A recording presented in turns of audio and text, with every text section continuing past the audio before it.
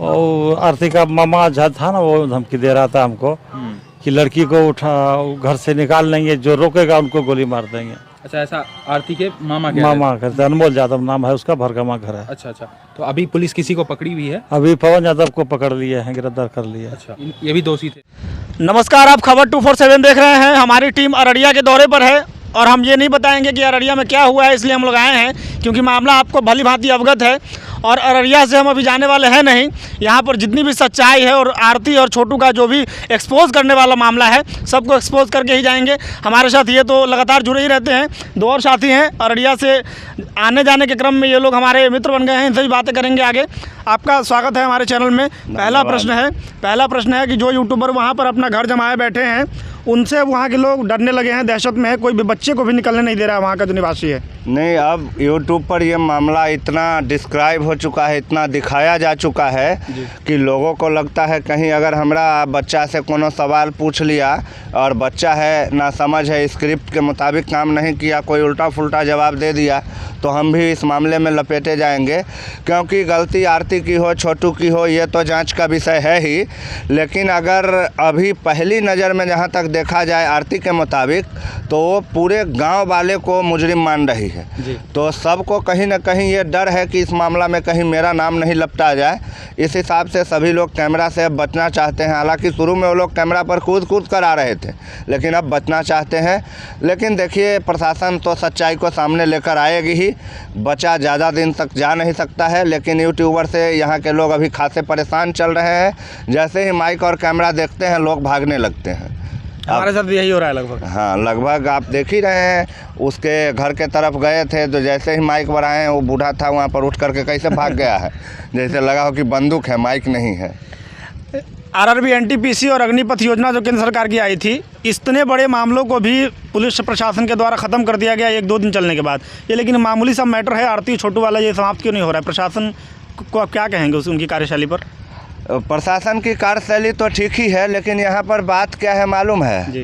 पोथी पढ़ जग मुआ, पंडित भया न कोई, 2.5 आखर जो प्रेम का पढ़े, सो जग में पंडित होई। कबीर दास जी का ये बहुत पुराना दोहा है। हिंदी में इसका मतलब है कि आप कितना भी किताब पढ़िएगा, पंडित नहीं बन पाइएगा, लेकिन अगर प्रेम का पाठ आप पढ़ लीजिएगा तो आप पंडित बन जाइएगा। ऐसा कबीर दास जी का मानना था, मेरा नहीं मानना है। क्योंकि यहाँ पर जो प्रेम के पाठ का अंजाम देख रहा हूँ, वो तो आप भी देख रहे हैं। बहुत अजीबोगरीब दास्तान है। कहानी शुरू कहीं और से होती है, ख़त्म कहीं और होता है, और क्लाइमैक्स के सीन को कवर करने के लिए तो आप लोग है ही।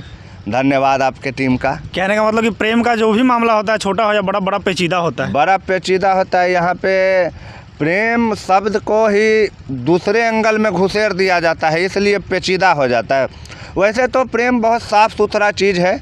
माँ बेटे में होता है, बाप बेटा में होता है, भाई बहन में होता है, सब कुछ, सारे रिश्ते नाते में प्रेम का जगह है।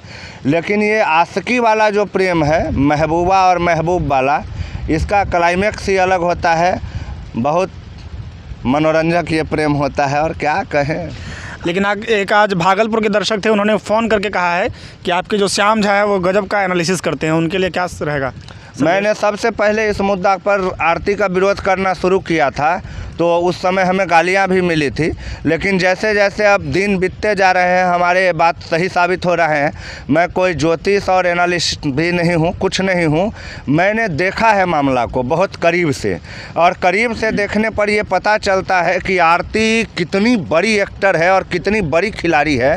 क्योंकि जिस आदमी का महबूबा का मौत होगा, जिस लड़की के महबूब का उसके घर में ही मर्डर किया गया हो, और उसके अगले दिन से जब वो मीडिया में आ रही है तो कॉलर में माइक लगा होना, यही बात मुझे आरती पर संदेह करने के लिए मजबूर किया था। और जैसे जैसे आरती नाम के इस किताब को मैंने खोलना शुरू किया, हर चैप्टर बहुत ज़्यादा रहस्यमय था, और हर एक चैप्टर के बाद एक नया चैप्टर जो आता है उससे भी ज़्यादा रहस्यमय रहता है।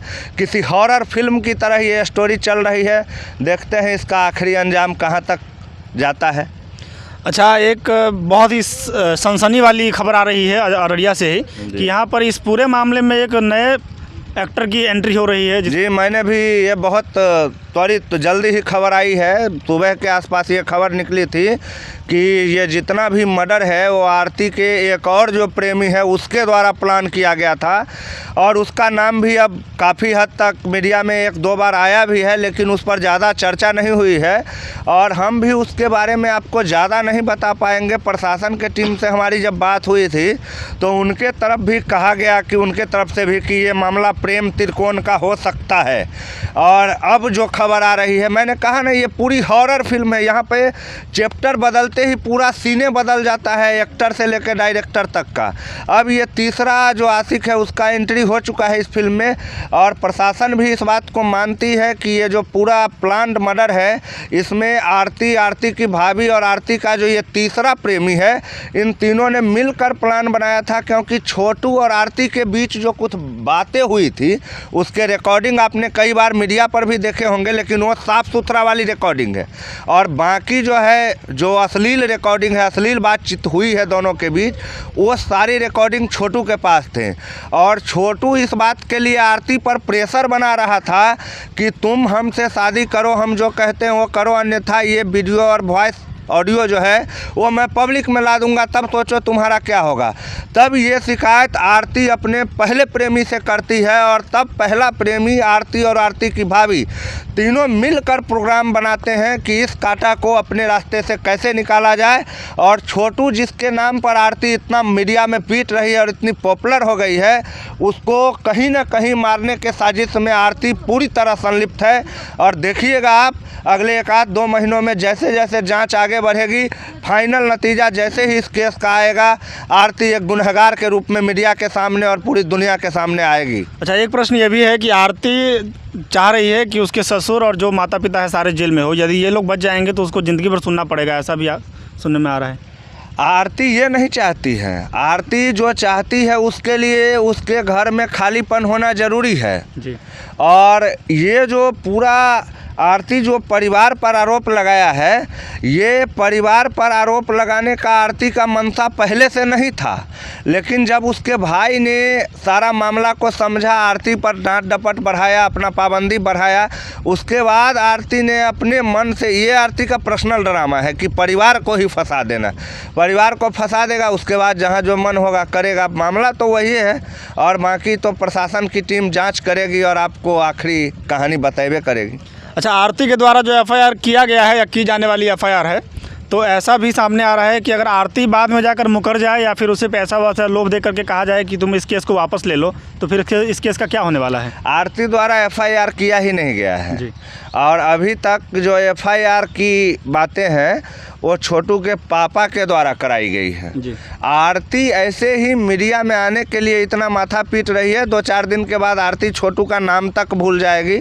अजय देवगन का आपने फिल्म देखा होगा दिल जले, उसमें उनका एक लाइन का डायलॉग है जो हम लोग को जीने का पूरा रास्ता बताती है, क्यों बनाती हो रेत की महल, कल खुद ही इसे तोड़ जाओगी।